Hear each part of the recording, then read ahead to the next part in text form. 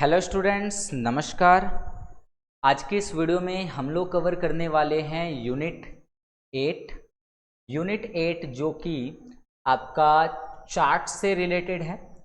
Excel में chart बनाना बहुत ज़्यादा इम्पॉर्टेंट होता है, क्योंकि अगर आप एक्सेल में चार्ट नहीं बना पाते हैं तो फिर आप मैक्सिमम डेटा को चार्ट के फॉर्म में रिप्रेजेंट ही नहीं कर पाएंगे। एक्सेल में डेटा जितना इम्पोर्टेंट टेबल में डालना होता है उतना ही इम्पोर्टेंट उसका ग्राफ या उसका चार्ट होता है।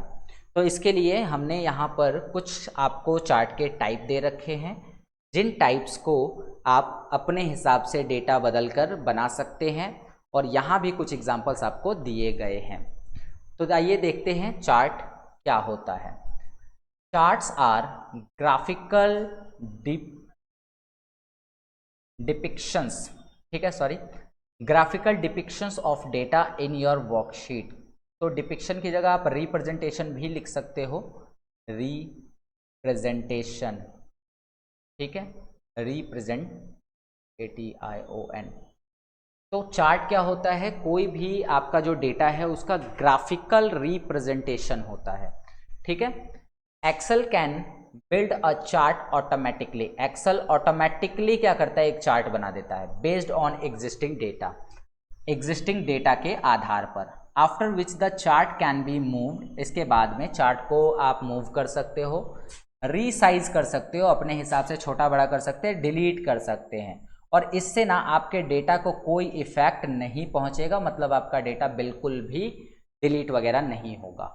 तो कहने का मतलब है कि अगर आप किसी डेटा को चार्ट में कन्वर्ट कर रहे हैं तो इसका मतलब ये नहीं कि अगर हम उस चार्ट को डिलीट करें तो डेटा भी डिलीट हो जाए, ऐसा नहीं होता है। हमारा डेटा हमेशा सुरक्षित रहता है। एक्सेल में जो डेटा सारणी यानी कि टेबल के रूप में एंटर किया जाता है उसे हम चार्ट के रूप में भी एंटर कर सकते हैं। चार्ट के रूप में डेटा जो है वो थोड़ा प्रभावशाली, मतलब इफेक्टिव लगता है, थोड़ा सा इंटरेस्टिंग होता है और समझने में आसान हो जाता है, इसीलिए हम थोड़ा सा चार्ट पे ज़्यादा विशेष ध्यान देते हैं। इसमें डेटा का विश्लेषण करना, तुलना करना, ये सब आसान होता है, इसीलिए तो चार्ट बनाया जाता है। तो अगर बात करें कि टाइप ऑफ चार्ट्स कौन कौन से हैं, कितने प्रकार के चार्ट हमें देखने को मिलते हैं, तो चार्ट्स के प्रकार में सबसे पहला अगर कोई टाइप है तो वो है हमारा कॉलम चार्ट। कॉलम चार्ट क्या है? जब डेटा का रिप्रेजेंटेशन वर्टिकल कॉलम्स के द्वारा किया जाने लगे तो डेट्स कॉल्ड कॉलम चार्ट। तो भी इसे हम क्या कहते हैं? कॉलम चार्ट कहते हैं। यह चार्ट लंबवत कॉलम्स यानी कि वर्टिकल कॉलम्स की श्रृंखला से बना होता है, जो दो या दो से अधिक संबंधित वस्तुओं की तुलना को दर्शाता है। याद रखना, कंपैरिजन को दर्शाता है, ठीक है। जैसे अगर मैं बात करूं यहाँ नीचे दिए गए एग्जाम्पल से, तो यहाँ पर फिजिक्स, केमिस्ट्री और मैथ, और इधर नाम दिखा रहा है राम, श्याम और मोहन। अगर मैं आपसे पूछूं कि ज़रा ये बताइए कि श्याम के कौन से सब्जेक्ट में सबसे ज़्यादा नंबर है, तो पहले आप श्याम का कलर चेक करेंगे और फिर यहाँ ग्राफ में बार को चेक करेंगे कि सबसे बड़ा बार कौन सा है। तो सबसे बड़ा बार ये है जो कि फिजिक्स को रिप्रेजेंट कर रहा है। मतलब श्याम के सबसे ज़्यादा नंबर फिजिक्स में आए हैं, जबकि सबसे कम नंबर केमिस्ट्री में आए हैं। देख सकते हैं, श्याम के सबसे ज़्यादा नंबर फिजिक्स में आए हैं, सबसे कम नंबर केमिस्ट्री में आए हैं। उसी प्रकार से अगर मोहन का रिपोर्ट देखें कि मोहन के सबसे कम नंबर कहाँ आए हैं, तो सबसे छोटा बार मोहन का ये रहा मैथ के ऊपर, इसलिए मैथ में सबसे कम नंबर है, और सबसे बड़ा बार ये रहा केमिस्ट्री के ऊपर, मतलब केमिस्ट्री में सबसे ज़्यादा नंबर है। तो बार कह रहे हैं, चार्ट से कहीं ना कहीं डेटा को समझना काफ़ी ज़्यादा आसान हो जाता है और बहुत अच्छे तरीके से आप डेटा को एनालाइज कर पाते हैं। तो आई होप कि आपको ये बात समझ में आ रही होगी, ठीक है। चार्ट हम क्यों बनाते हैं?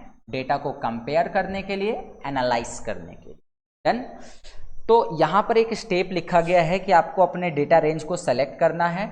सेलेक्ट करने के बाद आपको जो चार्ट चाहिए उस चार्ट पे इंसर्ट टैब में जाकर क्लिक कर देना है, आपका चार्ट बनकर रेडी हो जाएगा, ठीक है। तो सिंपल तरीका है, सारे चार्ट्स ऐसे ही बनाए जाएंगे। तो वन बाय वन हम इन्हें समझ लेते हैं। ये है हमारा कॉलम चार्ट, ये है हमारा कॉलम चार्ट, ये है बार चार्ट, इसको हम क्या कहेंगे? Bar chart. अब बार चार्ट का काम क्या होता है? बार चार्ट में कह रहा है कि ये कॉलम चार्ट की ही तरह होते हैं, लेकिन इसका जो डेटा होता है ना वो ऐसे बार के रूप में होता है, यूं यूं होता है डेटा, है ना। उसके अलावा लाइन चार्ट है। तो लाइन चार्ट का भी एग्जाम्पल आप देख लो, कॉलम चार्ट बार चार्ट के लिए एक ही एग्जाम्पल दिया है। लाइन चार्ट में कह रहा है कि फर्स्ट ओवर में, सेकंड में, थर्ड में, फोर्थ में, फिफ्थ में इंडिया और ऑस्ट्रेलिया के कुछ यहाँ पे मार्क्स दे रखे हैं। तो अगर बात की जाए फर्स्ट ओवर में इंडिया के 12 थे और ऑस्ट्रेलिया का 16 थे, तो कहीं ना कहीं ऑस्ट्रेलिया जो है इंडिया से ऊपर चल रहा था, यहाँ पर देख सकते हो ऊपर चल रहा है। सेकंड ओवर में इंडिया के 19 हुए तो ऑस्ट्रेलिया के 25 हुए, तो अभी भी क्या है, यहाँ पर 19 हुआ इंडिया का, तो यहाँ पर ये 25 हुआ। उसके बाद सीधा थर्ड में इंडिया के 30 हुए और इसका 26, तो इंडिया क्या हुआ, यहाँ से ऊपर निकल गया और ये नीचे चला आया। ठीक है, तो इस तरह से ये ग्राफ आपको रिप्रेजेंट कर रहा है कि डेटा कैसे कैसे लाइन में ऊपर नीचे उतार चढ़ाव को ये दर्शाता है।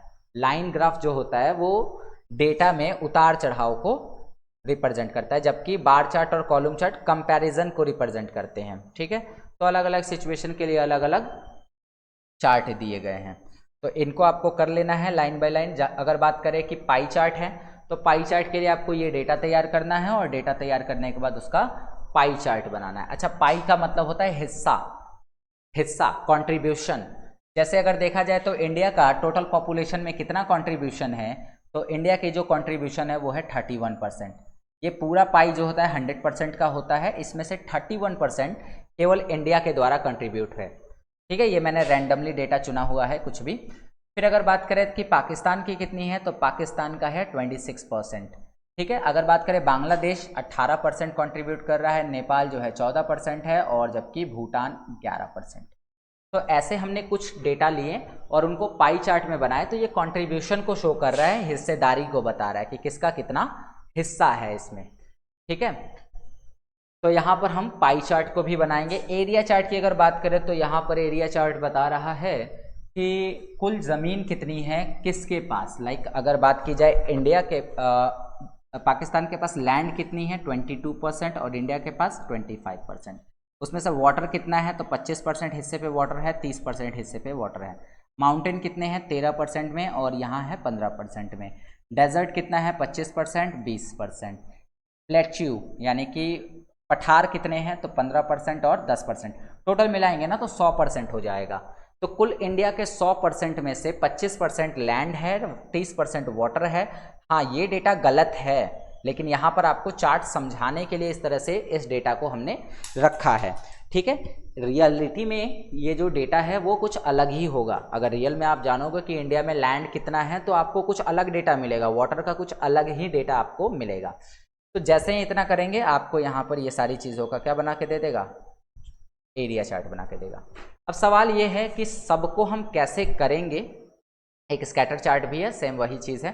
तो इसको करने के लिए आपको सिंपली एक्सेल में जाना होगा और 1 बाय 1 इन एग्जाम्पल्स को करते जाना होगा। आइए मैं एक दो एग्जाम्पल आपको करके दिखा देता हूँ। तो सबसे पहले हम चलते हैं एक्सेल के अंदर, और एक्सेल में पहुँचने के बाद आपको एक नई शीट ले लेनी है और जैसा डेटा यहाँ पर दिया है ना वही डेटा आप चाहें तो डेटा डिफरेंट कर सकते हैं, बना लेना है।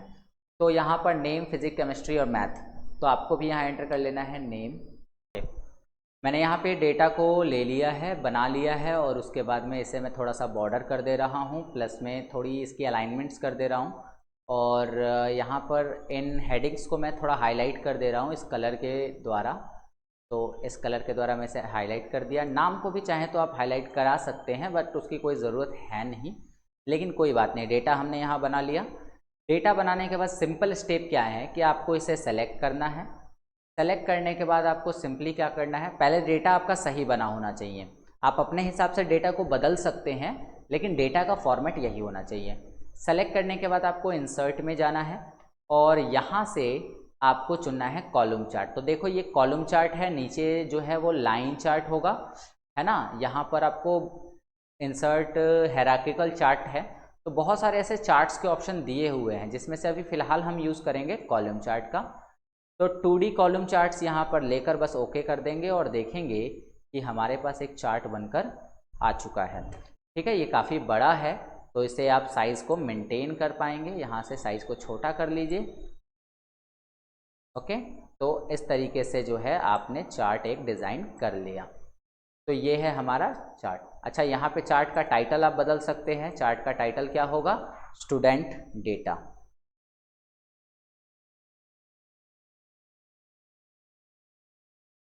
ठीक है, स्टूडेंट डेटा। समझ गए बात को? तो ये चीज़ तो हो गई। उसके बाद अगर बात करें कि इसी का अगर हमें इसी का पूरा डेटा सेलेक्ट होना चाहिए, इसी का हमें बार चार्ट बनाना होगा तो इंसर्ट में जाएंगे और इधर चेक करेंगे कहाँ है बार चार्ट, इसी में देख लेंगे एक बार। हाँ, तो यहाँ 2D बार चार्ट है, इसी में से ले लेंगे और इसे हम छोटा करके या जितना बड़ा आपको रखना है उतना बड़ा रख के बना सकते हैं। तो सेम यही प्रोसेस होता है किसी भी चार्ट को बनाने का। उसके लिए सबसे ज़रूरी है कि आपके पास डेटा होना चाहिए। डेटा बनाने के बाद आप उसे सेलेक्ट करो और चार्ट पे जाके बस क्लिक कर दीजिए, चार्ट खुद ब खुद बन जाता है, इसमें हमें कुछ भी नहीं करना होता। ठीक है, तो आशा करता हूँ कि आपको ये बात समझ में आ गई होगी। चलिए अब बढ़ते हैं हम आगे।